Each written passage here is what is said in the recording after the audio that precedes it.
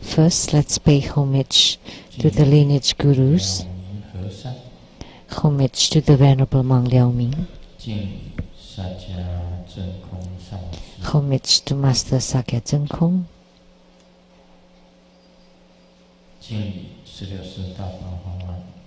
homage to the 16 Dharma King Karmapa, and homage to Master Dupten Dorji.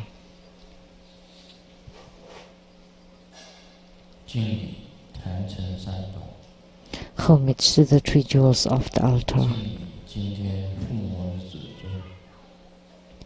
and homage to the main deity of Homa today, the 36,119,500 Amitabha Buddhas with the same name and identification. Om Amitabha Se. Om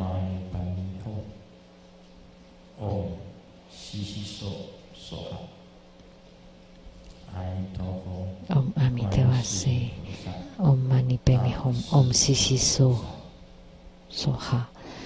Amitabha Buddha, Avalokitesvara Bodhisattva, and Mahastama Prapta Bodhisattva, the three sages of the West. Simu, Duten Siddhi Rinpoche, all Dharma masters, Dharma educators, Dharma teachers, Dharma lecturers, Dharma assistants, all disciples present here and over the internet, and the participating VIPs today. From the Ministry of Foreign Affairs for the NAACC, Secretary General Daniel Liao and Madam Liao, Dharma Sister Judy. And from Academia Sinica, the academician Professor Zhu Ziyi and Mrs. Zhu. And the professors group of the Buddha School, the distinguished Professor Wang Jingxian, Professor Wang Li, Professor Hong Xin-yi, Professor Cai Guoyu, Professor Ye Su-wen, and Dr. Yu Jiangcheng, and Dr. Liang Chaofan, and Medical Doctor Li Jun'an. And from Japan, Aomori University, from a professor from the MBA, Egawa-san.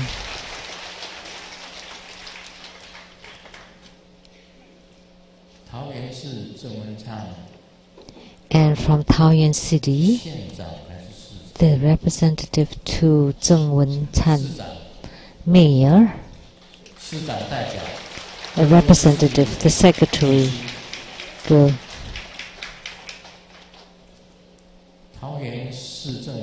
and the advisor to the Taoyuan Town Hall, Mr. and Mrs. Li,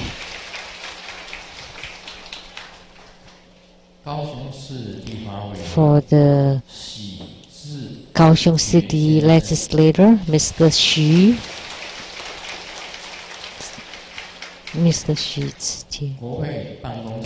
and the Director of the Congress Office, Mr. Chen, and the Vice Director, Ms. O,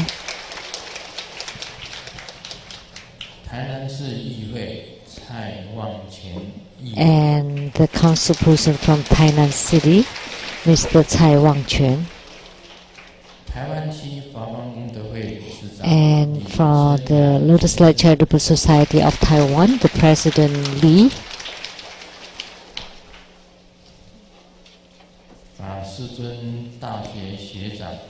and the senior in His Holiness College from Dzogchen Institute of Technology, Geodesy Department, the Associate Professor Tsang.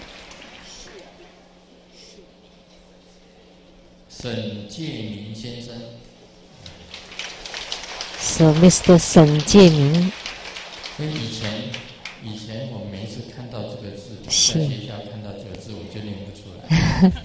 You know, even in school I couldn't pronounce this Chinese character.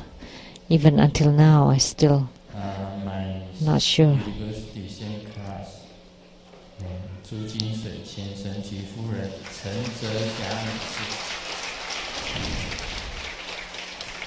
Mr. and Mrs. Zhu from a Jingyi Enterprise, the General Manager Tsang. From Malaysia, that took Mr. Li Mingguang and the Latin Miss Chen Meihua. And the president from the Tartan Culture Indonesia, Mr. Arjun Chen. And producers for the 9 stages of Great Perfection Dharma and Hivajra TV programs, Master Lien Yu. And the producers for the Kidney Dian Sang Shinten, Illuminating the Heart from CTI TV Taiwan, Ms. Rebecca Xu Yaqi.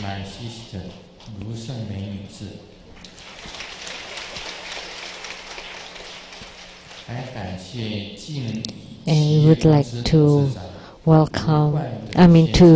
thank the president from the Jingyi Enterprise Company, Mr. Wu Guande, to donate 100,000 NT dollars for the meals today, and from the Xute chapter, Dharma sister Xu Ruiling, also 100,000 NT dollars.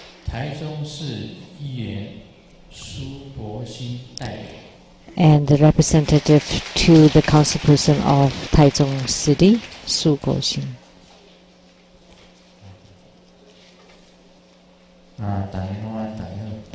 Good afternoon, everyone. How do you do?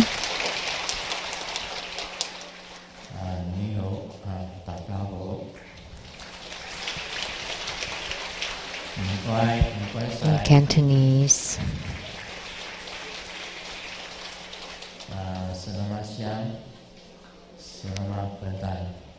Indonesian and Malay.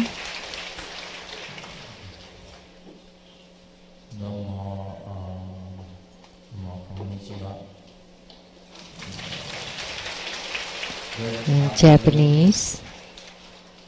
And hola, amigo. Kamsahamnida. Sawadee.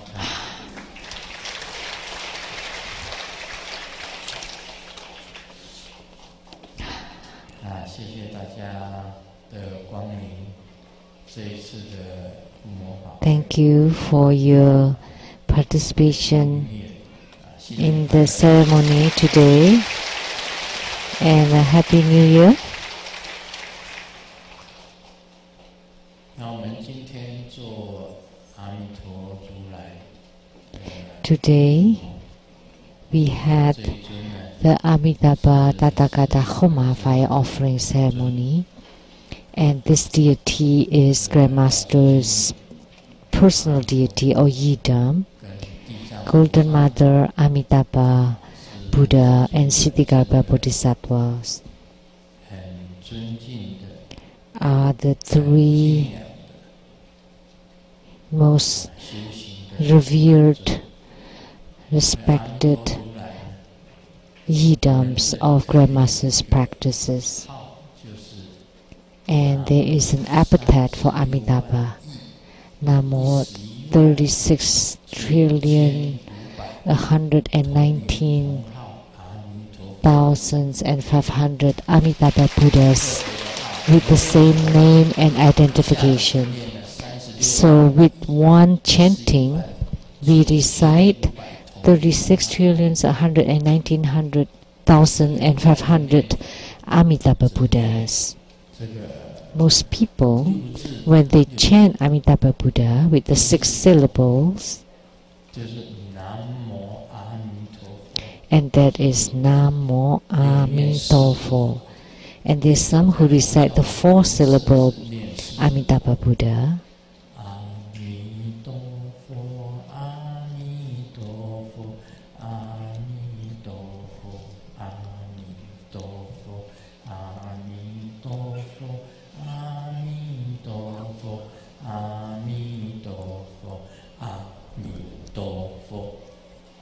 So that's 4 syllable Amitabha. So in Buddhism, that's quite common. And there are many, in the past it was like that, but there are many more versions in the future. I mean right now.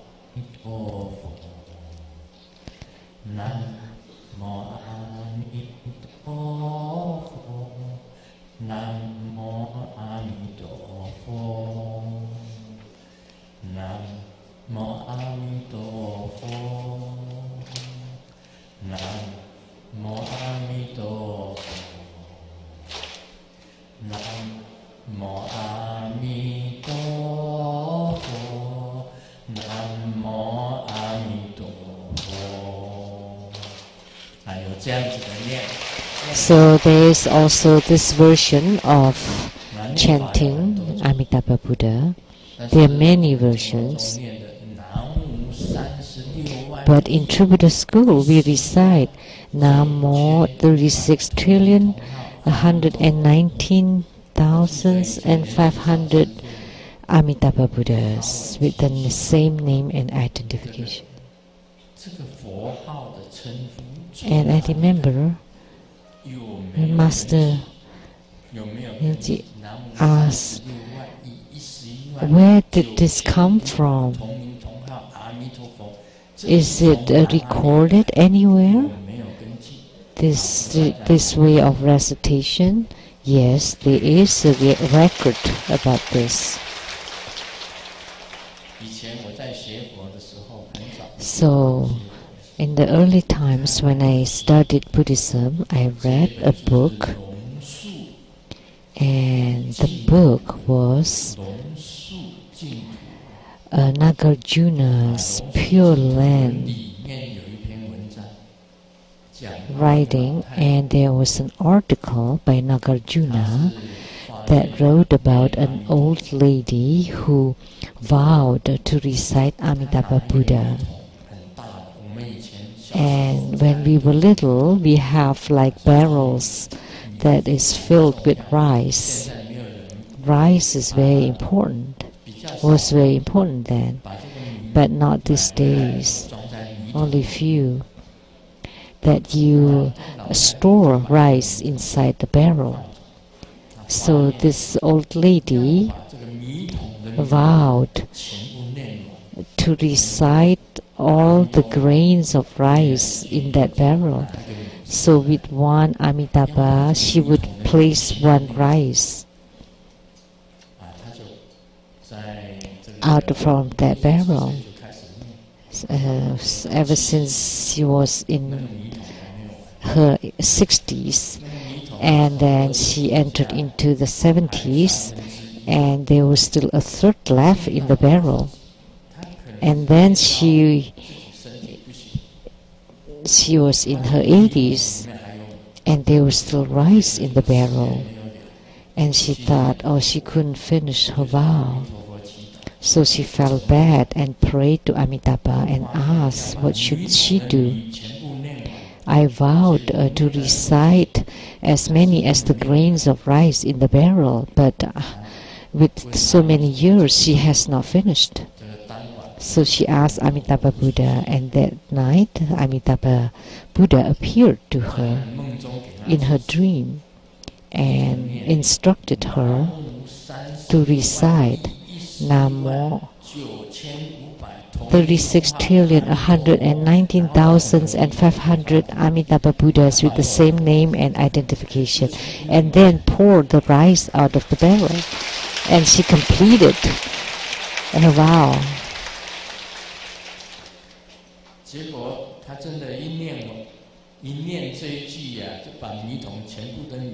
So she did recite this way and pour the rice, the grains of rice from the barrel, and then a few days later she went to the Western Paradise, the pure Buddha land. So everybody now has learned this, and you start to apply them to other things. And ask their master, can you recite Namo 36,119,500 Padma Kumaras?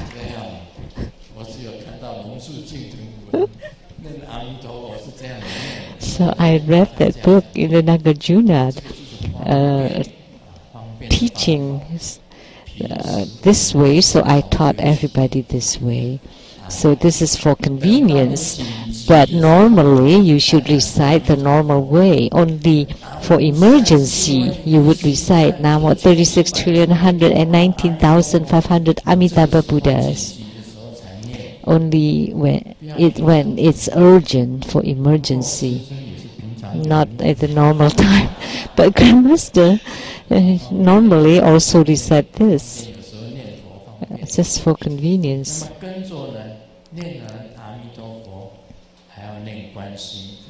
And then after reciting Amitabha Buddha, you also want to recite Lokeswara Bodhisattva and Mahastama Prapta Bodhisattva.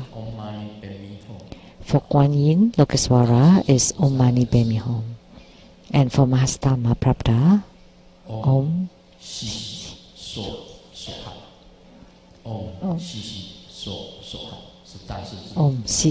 So Soha. That's for Mahatma Prapta. So the three sages of the West.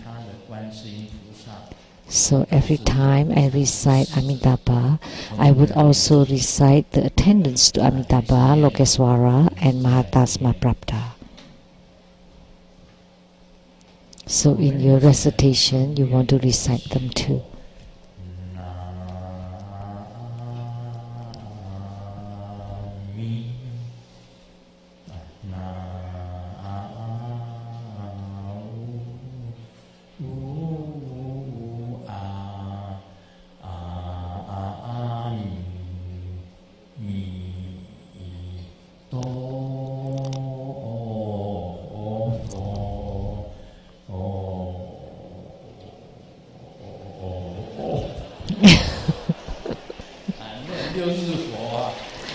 And that's the 6-syllable Buddha.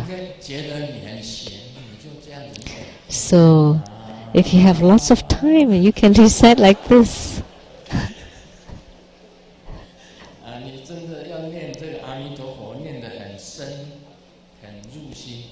So, if you want to recite Amitabha Buddha very deeply and imprint it in your heart,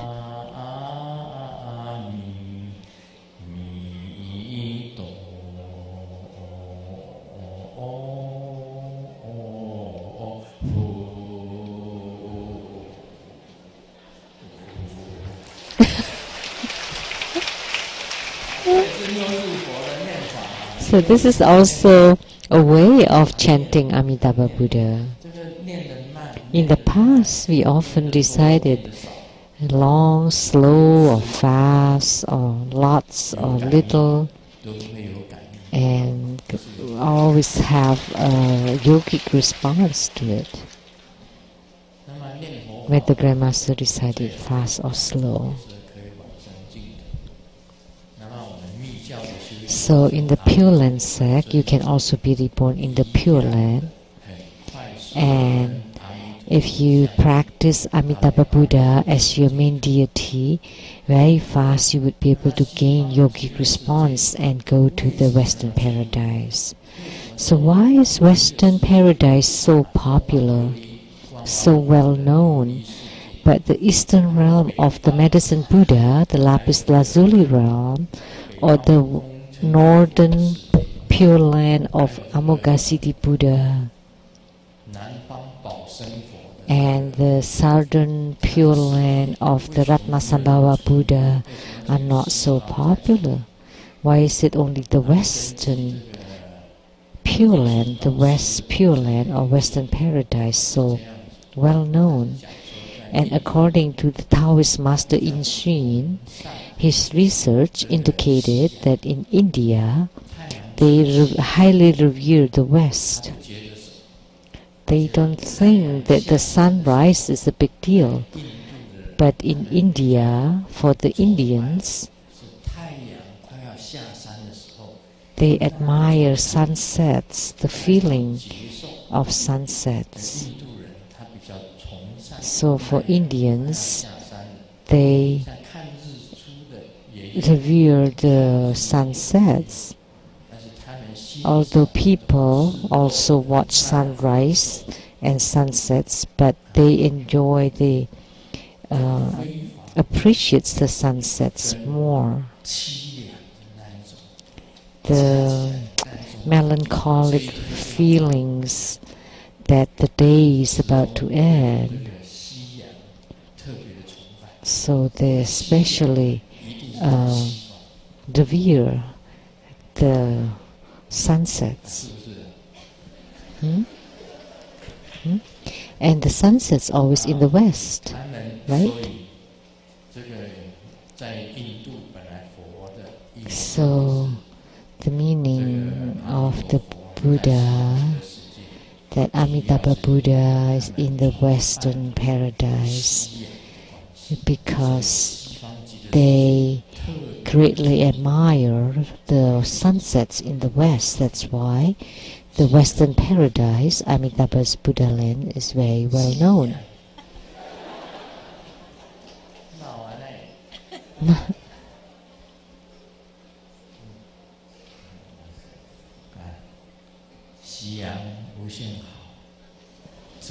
The sunsets are really gorgeous, but it is close to darkness.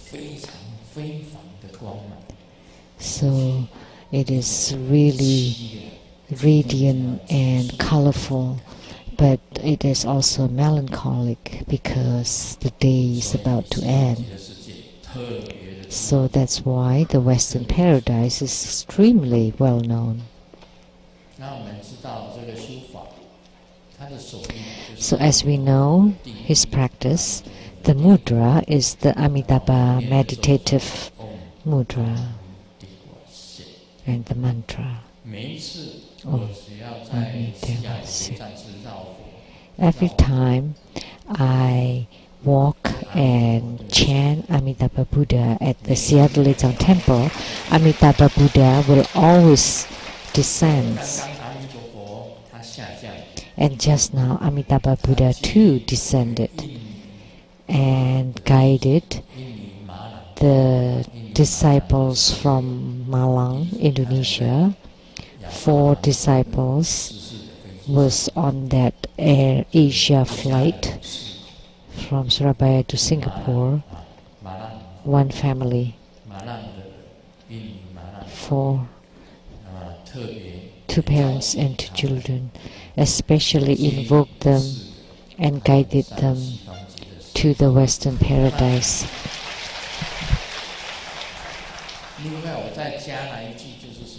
And I also added, because Amitabha Buddha guided them so I asked Amitabha Buddha to bring all passengers and crews from the flight to the Western paradise. So that's the compassionate heart. So only 4 of them, 2 Buddha disciples, and then Amitabha Buddha only looked for the 4 disciples and then ignored the rest? No. But they actually, they asked all the deceased from the flight accidents to go to the Western paradise. So as long as you see the Buddha, you would be liberated from the sufferings.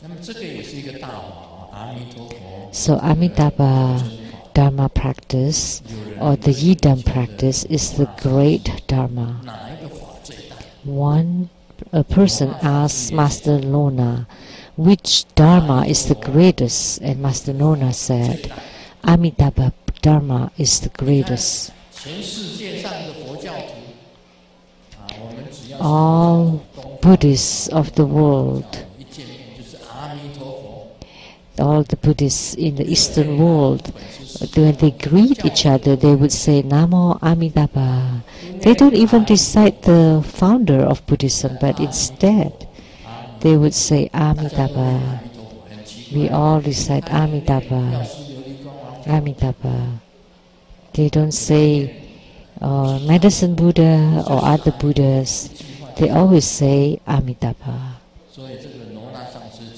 So Master Nona said, Amitabha Dharma practice is the greatest. And he is also Grandmaster Yidam.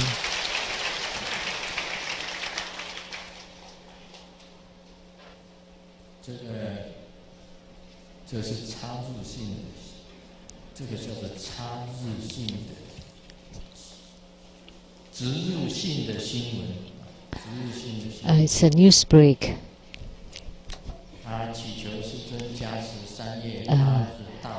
Please bless our Dharma ceremony, March 8th ceremony.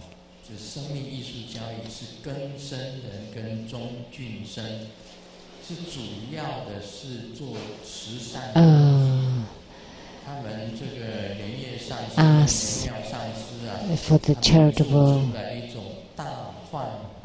organization that they have made the Mahamaya t-shirt, and each t-shirt is $350 NT, and they hope that everybody would wear this t-shirt in attending the ceremony.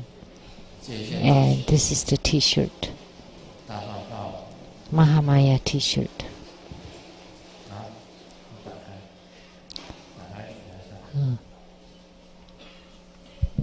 Can you please spread it out?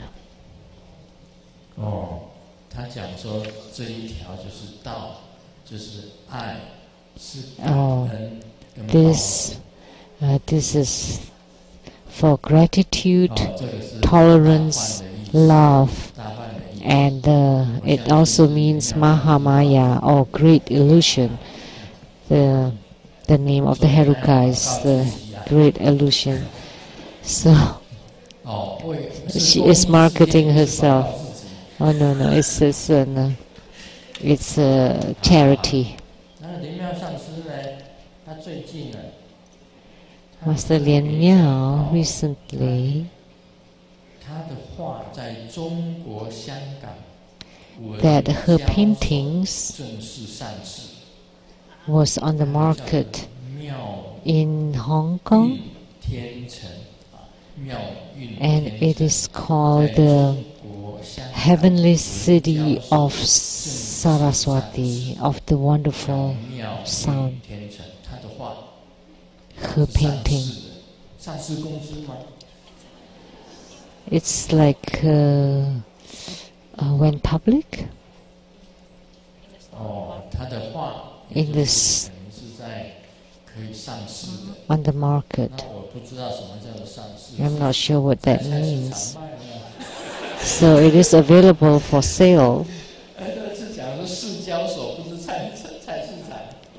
Does it mean it's on sale on the market? No. So in the international art market, it is available. So Master Lien Miao's paintings, national rating, but Grandmaster's paintings are self-rating. My paintings have no ratings. Anyone can buy them. But for Master Lien Miao's paintings, you have to go to that market in order to be able to purchase it. That's the difference between nationally rated and self-rated. Now, let's continue to expound on the great perfection Dharma of Tantrayana. Now, on the chapter on the Bodhipattha, Pradipa, and Atisha. Let me read this, but it's not very meaningful. People have been surprised and curious seeing Guru Lien Sung wearing yellow hat and yellow robe. They thought that Guru Lien Sung has the direct lineage from Guru Padmasambhava, which is the Nyingma Pa, meaning red sack, so they should be wearing red hat and red robes, but why yellow? So in this statement, let me make a statement that it is ever-changing. Of course, Grandmaster has yellow hat and yellow robe, but Grandmaster also has red hat and red robe, and also the blue hat and blue robe, and also white hat. White hat? Yes, white hat and white robe. So, whatever I like, I would wear.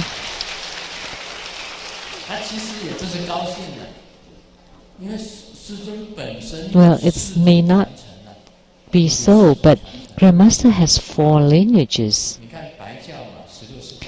The white sack, Kagyupa, from the 16th Dharma King Karmapa,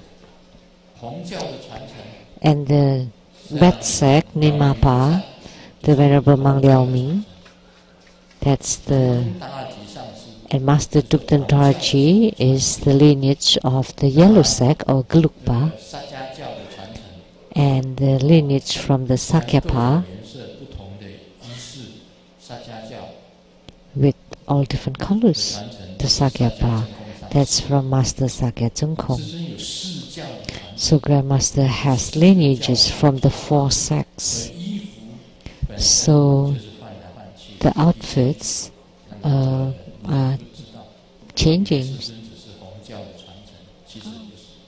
So some people thought that Grandmaster only has the lineage from the red sect, but no, Grandmaster has lineages from all the sects. Talking about changes, we all ever changing. Last time we already talked about this.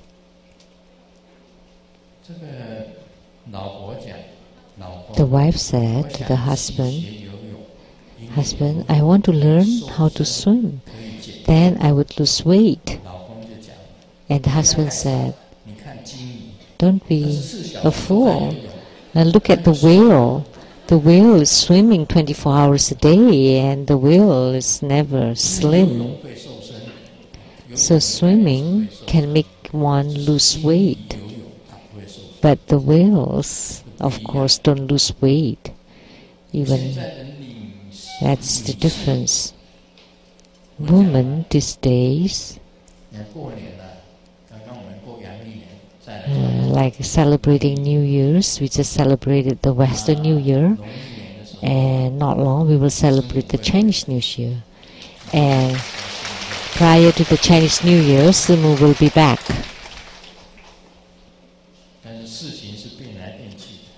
But things are always changing. So let me state that first. So Grandmaster's outfit is also ever changing. The outfit that Sakyamuni Buddha wore was close to the ones worn by Thai monks, which is one piece of cloth and wrap it around the body. So the outfit worn during Sakyamuni Buddha's time should be close to the outfit worn by Thai monks. And then later on in Tibet, it became the Lama outfit. And then in China, it's also changed the color and the design. And in Japan too, and Taiwan. And for True Buddha School, we also changed it. We have 2 sleeves. And for the Tibetans, monks, they show 1 arm. Their Lama outfits. For the Tibetan monks, they would show 1 bare arm. But for us, it's rather different.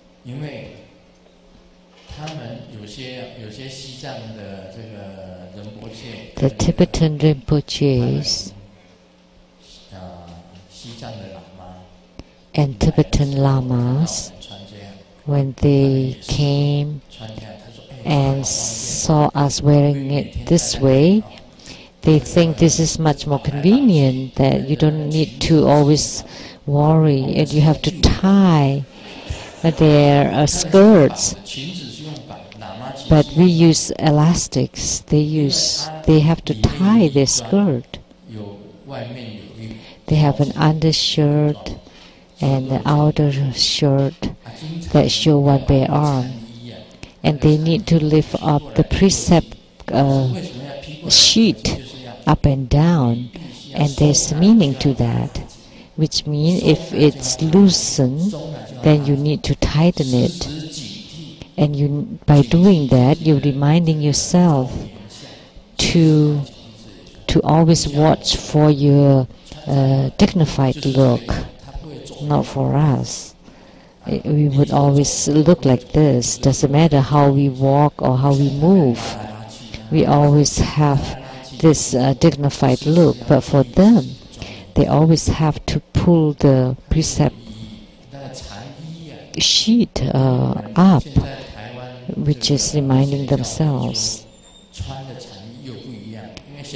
And the Zen robe worn by the Mahayana Buddhist monks are different. They have like a button and a clip to hold them. So it also changes. So you're more relaxed when you wear the precept robe. The Zen robe, you don't need to always watch for them. But in Thailand or Southeast Asia or Tibet, they're more traditional. And yet in Taiwan and Japan especially, the monks wore all different colors. It's beautiful. It's like the samurais. So, is our outfit okay? Should we change it to like the samurai outfits with the straight shoulders and a black Lama skirt and the black shirt with the white trimmings, and then with the samurai sword and samurai shirt? Should we change our outfit? So we can always change them.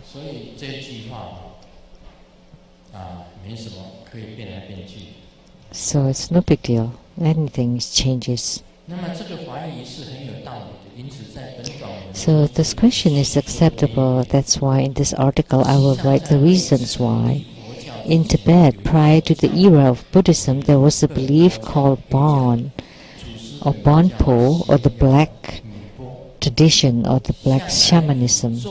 The founder was called Shenrab Miwoche, who showed supernatural magics using spells, and he killed and harmed, and he had many followers in Tibet. His Dharma power was tremendous, and he could transform his enemies into animals, and he could make hills and ghosts and spirits, and he could also fly and created all kinds of illusions.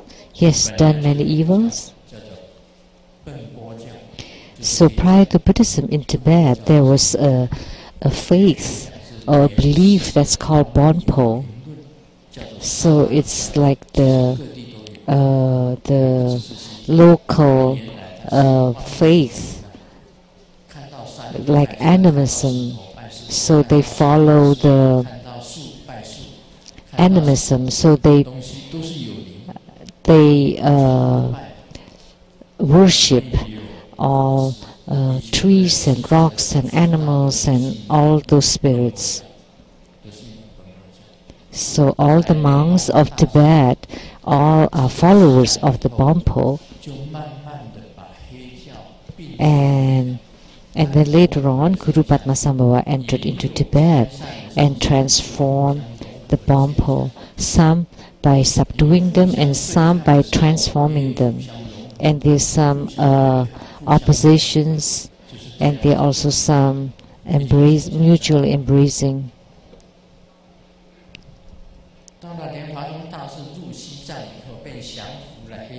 So when Guru Padmasambhava entered into Tibet, he subdued the Bon religion and transformed them to become family. So in the invocation prayer of Guru Padmasambhava, there was a statement to destroy the evil Bonpo tradition. I have said so that Guru Padmasambhava was the first person who destroyed Bonpo, and I'm the second one. And I wrote a book about the Bon, the black sect, and the black practice a long time ago.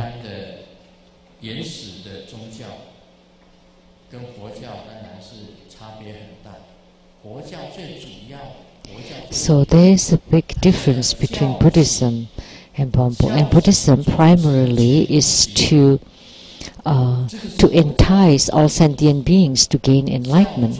And this is the mission of Buddhism. So to teach all sentient beings to gain enlightenment, to become Buddhahood, to become Buddhas. But most shamanism or the early traditions or religions are only to gain. So for blessings, they don't teach you to observe the world, to comprehend the world, to comprehend yourself, to comprehend the human lives, and to comprehend that Buddhism has the ultimate truth, the true Buddha gates, Dharma gates, and to teach people to gain enlightenment. And away from this, it is not Buddhism. The rest would be, if you're sick, you would be cured. If you're evil, you would be straightened. There's some religions to harm others. They use religions to harm others. So the Bonpo or the black sect was like that.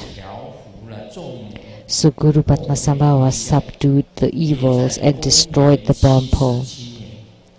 And in the year of 747, that at the time of Guru Padmasambhava, that there were some differences in Tibet, that Buddhism flourished in Tibet. And there were many monks in India, and they all entered into Tibet. And the Tibetan king also sent the Tunmi Sampuche to went to India to learn and to create Tibetan language based on Indian language.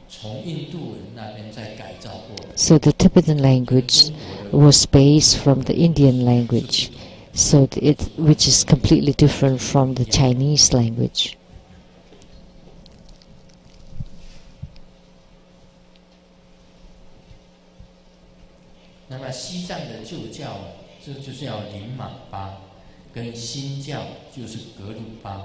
So the old Tantric Buddhism is the Nyingma, and then was created from the new Tantrayana Gelugpa at the year of of 971. So prior to the year 971 was the early Dharma propagation, and afterwards was the later Dharma propagation.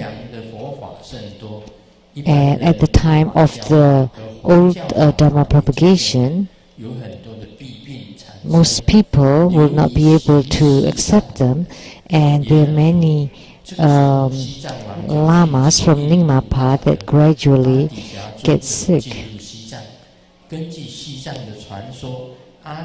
And the Tibetan king invited the Indian guru Atisha to enter into Tibet. And according to the Tibetan legend, Atisha was the reincarnation of Guru Padmasambhava. But is it really accurate? It's hard to say because it is just a legend.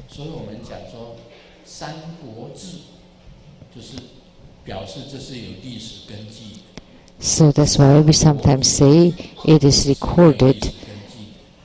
If it is history or it is a legend, there's a difference. There's some that's closer to the truth, to history, and there's some that's further away from the recorded history. So that's a difference there.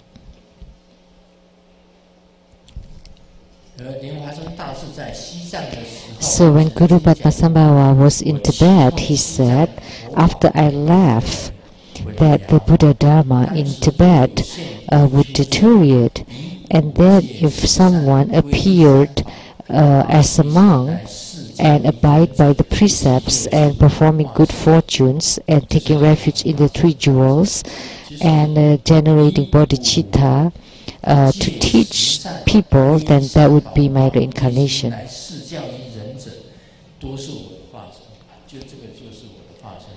So he said that that would be his reincarnation. So Guru Tsongkhapa, the founder of the Gelugpa, was also the same. But the Bodhipatta Pradipa was written by Atisha, but the Bodhicitta Chitta Acharya was written by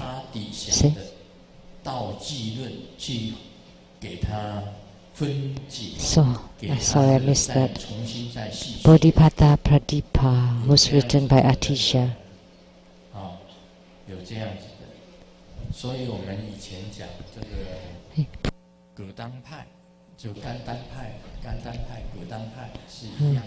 So the Kadampa was and Kadampa was founded by Atisha, and then later became Gelugpa.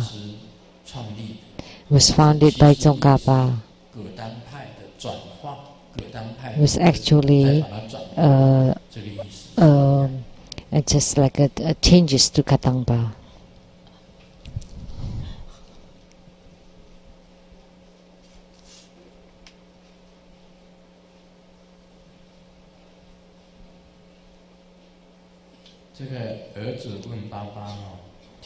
The son asked the dad that a bride in the ancient time, the groom would only be able to see the bride after they got married. Is that true? And the dad said, yes, of course. I think so. But the brides of this world, of today's world, would only show her real face long after marriage, after the wedding. So things will change after marriage.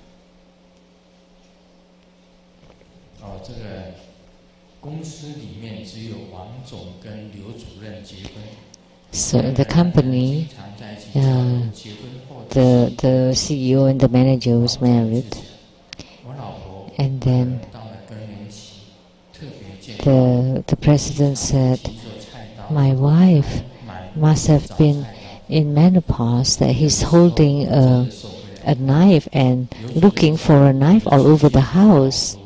And then the other manager said, but my wife was worse, and she's holding the knife looking for me around the house. So there's a difference here.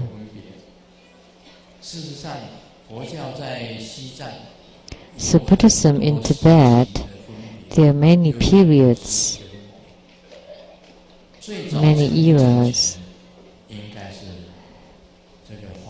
The earliest one who was founded was the Sakyapa.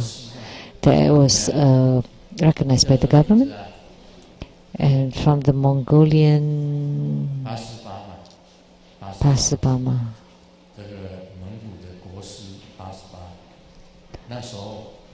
Which is the national guru of Mongolia, that became that regimized, that was the Sakyapa, and then later on was the Kagyupa, the white sect,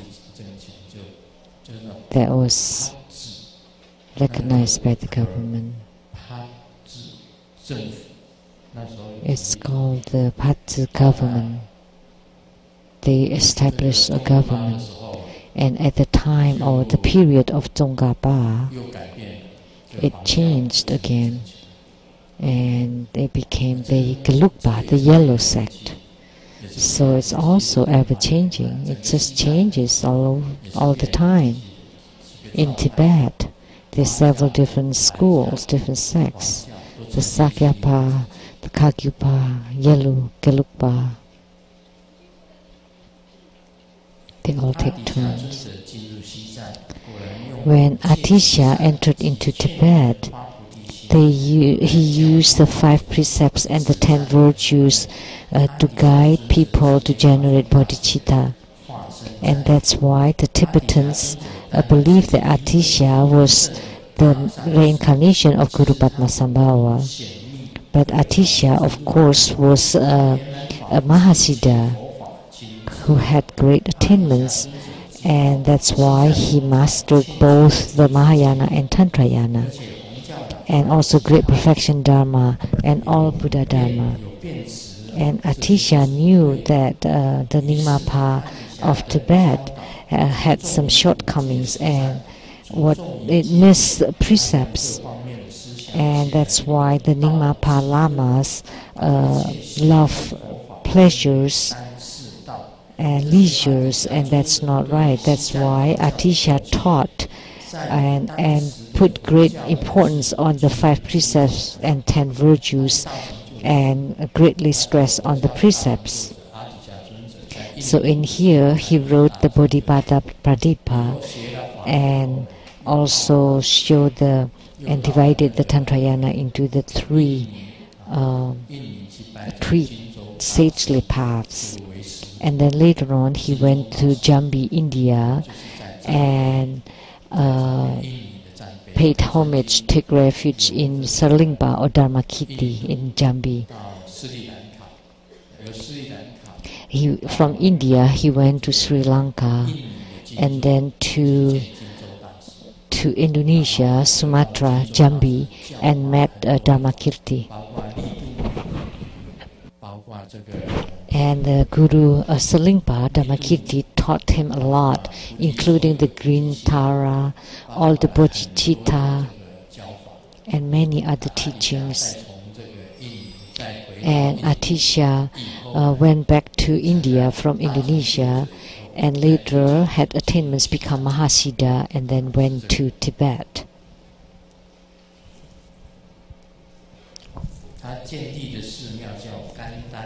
So the temple that he built was the Kantan temple, and then later on he was also called the Kadam sect. So the pronunciation may be a little bit off. Kadampa, Kadamsk.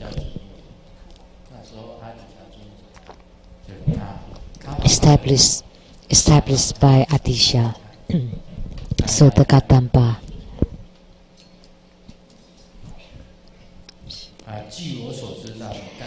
So according to what I know, Kadampa is an evolution from the Nyingma. It was led by Atisha, and then later on the Gelugpa also put great importance on the ordination precepts and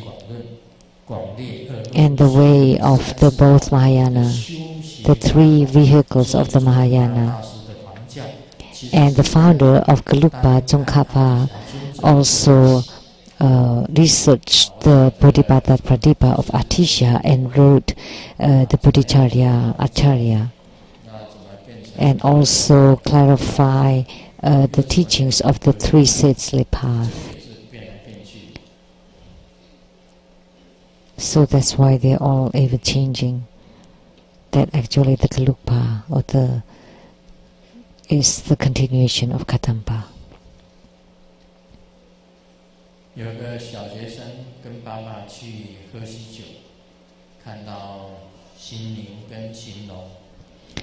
So, elementary kid followed his parents to attend a wedding and saw the groom and the bride.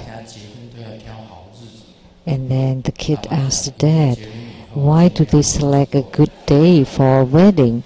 And the dad answered, because after weddings there's no more good days.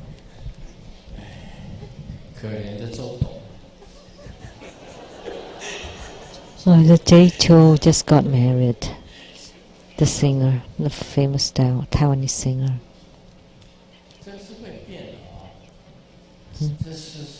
Not yet. Oh, he's getting married soon. You know, when a person and a person just get together, it is fresh and interesting. And after a certain period of time, it starts to change.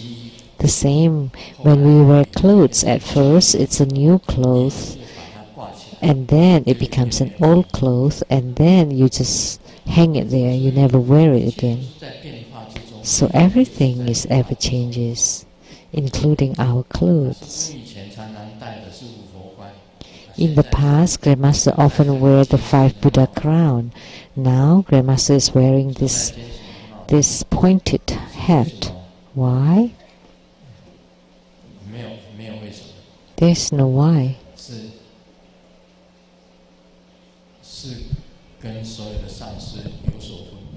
So there's a difference with all the difference from all the other masters. Actually, it's all the same. It just changes. Sometimes you're wearing the same kind of hat and you just want to change. If you wear the same clothes for a while, then you change. Or shoes, you also change. So we all just change. And even as a human being, we also change. So change. There's a book of changes of China, I Ching. So the meaning of I is changes. I is changes. So it should have called the book of changes.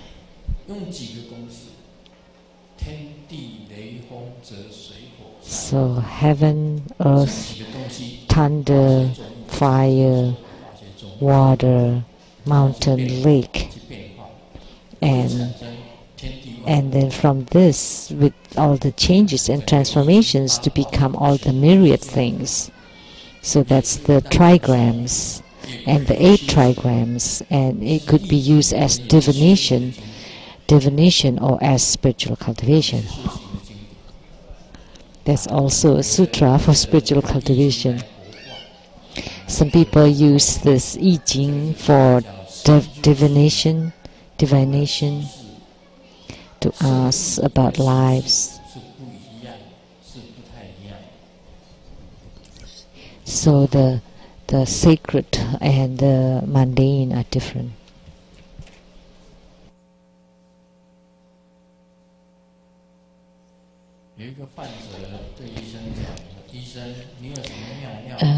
A patient asked the doctor, do you have a miracle drug to cure my sleepwalking? And the doctor replied, yeah, there's a special tonic. Just sprinkle things from inside the box around your bed and you would be cured. And the patient asked, what's inside the box? And the doctor replied, nails.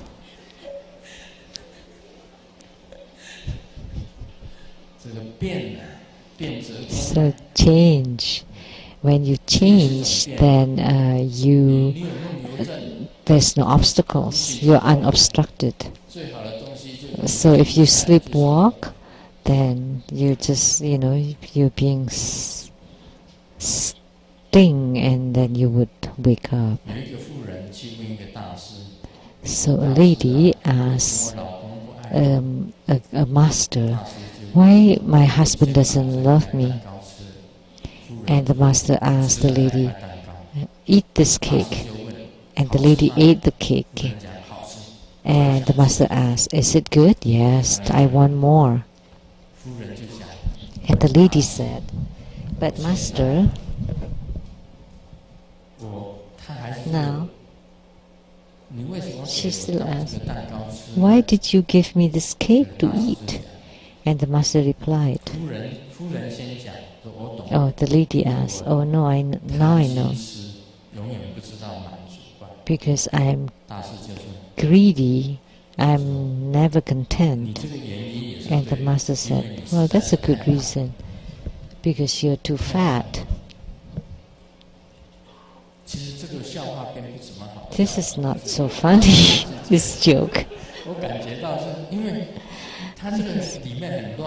It's too convoluted. Who gave me this joke?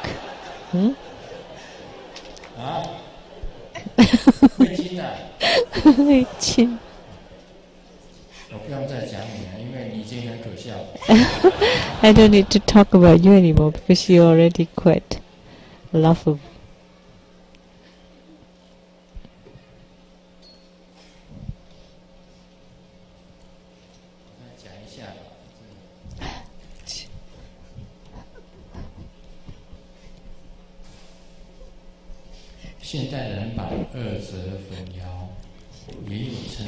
But people today are confused. Some people refer to Gelugpa as Kadampa, and some people refer to Kadampa as the Gelugpa. Actually, Kadampa came from the Kadam temple, and it's earlier. It's before the Gelugpa. And from the outfit, some people think that for the red sack, the outfit is red and white for the white sack, yellow for the yellow sack. That's actually a mistake, because any sects of Tibetan Tantrayana, those with the positions would wear a deep red color, and then those with positions would wear yellow. Oh, those without position would wear the lama color, and with position would wear yellow, and also with the hats. There are many different kinds. At that time when I wrote that, I didn't specify it very clearly. There are actually many different kinds of outfits and also hats, and they all ever changes. So this character change is the most important Dharma seal of Buddhism. So everything is impermanent. This is one Dharma seal, and this means change. Because when you observe the world, everything is ever changing. Nothing stays unchanged. Because everything is changing, you cannot fixate on certain thing, and it teaches you to let go. And this is the ultimate truth of Buddhism. You need to let go of your fixation, of your attachment, that in the past your wife is this, and now my wife is that. And there's a difference. Why? Because there's change, and that's normal. That in the past your husband is this, and now your husband is that. Why is there a change? Because change is normal. So if you view it as normal, and then you accept it, then you would be able to let go of your fixation or hang-ups. Don't always think of the past, because the change is always there. The changes are always there. Every person will always change. Everything, any single thing will always change. Is undergoing changes. Nothing is fixed and permanent. And this is the key point of my Dharma teaching today. Nothing, not a single thing is eternally exists, fixed or permanent, not even love or romantic love, or not even any single being. So now you say you're a follower of True Buddha school, and not long you think that singing is good, and you like to sing, and you become a Catholic and join the choir. So there's a change. Or maybe you think that Muslim is good, then you become a follower of Muslim. Or you come from this religious school to another school. That's possible. So don't think that someone is bad when they go from this school to other school. Don't think that way, because everything is ever changing. So when there is a master, not a master anymore. He was guiding sentient beings, but instead he was guided by a woman. So even when that happened, you don't want to defame this master. Why? Because this is about change. The master is no more a master. Instead, he marries a woman and left his monkhood, and you cannot defame or berate him, because this is change. His bodies change, anything changes. We cannot be attached to any single thing. If you don't have this attachment or fixation, then you have no suffering. If you have attachment, then you would be suffering. If you love someone too much and that person left you, then you would suffer. If you love your children too much and the children left you, you would suffer. If you love something too much, and that thing would bring lots of afflictions and suffering to you. So, a Dharma gate of Buddhism, you need to know that everything is impermanent. So when there is a change, you need to observe it. And once you observe it, then you would have peace of mind and ease of mind. Why? Because everything changes, and that's normal. Om Mani Padme Hum.